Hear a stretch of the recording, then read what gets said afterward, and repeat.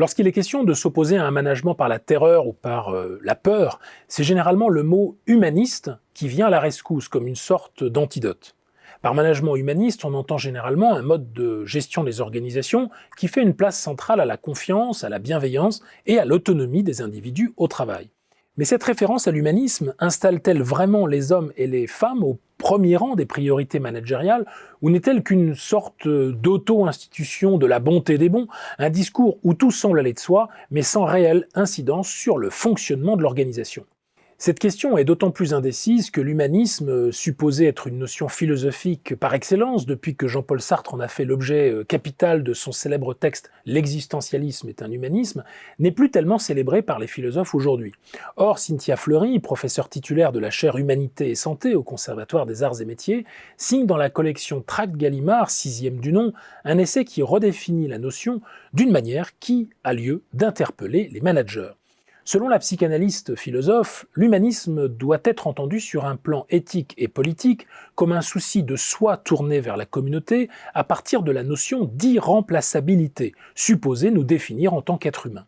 Insister, comme elle le fait, sur les irremplaçables que nous serions, cela revient pour l'auteur à souligner le caractère vital de la question du soin. L'humanisme, en effet, serait d'abord marqué par la volonté non de gouverner, mais de soigner, ou plutôt de considérer que le soin demeure la première vocation du gouvernement. Le soin serait en quelque sorte le socle de solidarité fondateur de l'état de droit. Un soin qui nous constituerait comme sujet aussi, car il n'y a pas de maladie, mais seulement des sujets qui tombent malades, rappelle l'auteur. Un soin qui serait porteur enfin d'une approche capacitaire de la vulnérabilité, voulant signifier par là le maintien chez le souffrant d'une capacité à s'informer, à se former, à se transformer et à maintenir une attention aux idées, à la connaissance et l'attention aux êtres et au monde. À ce stade, deux remarques s'imposent. Insister sur la notion d'irremplaçable, cela revient nécessairement à prendre le contre-pied du taylorisme qui considère que par le jeu des compétences, un individu sur la chaîne de montage est interchangeable à tout moment.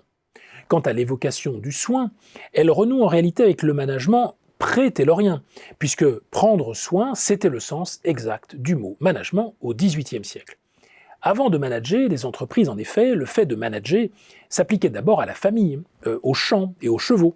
On manageait les enfants, les sols et les chèvres. Il s'agissait alors d'activités très peu technicisées, mais dont le maintien de la vie et la personnalisation des liens entre individus constituaient les critères centraux.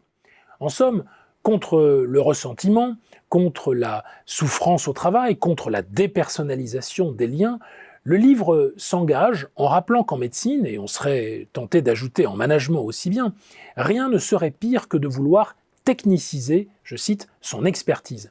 La vérité médicale n'est pas comparable à une pure vérité scientifique ou technique, car dans ce cas, elle ne serait plus qu'une sorte de connaissance informatique.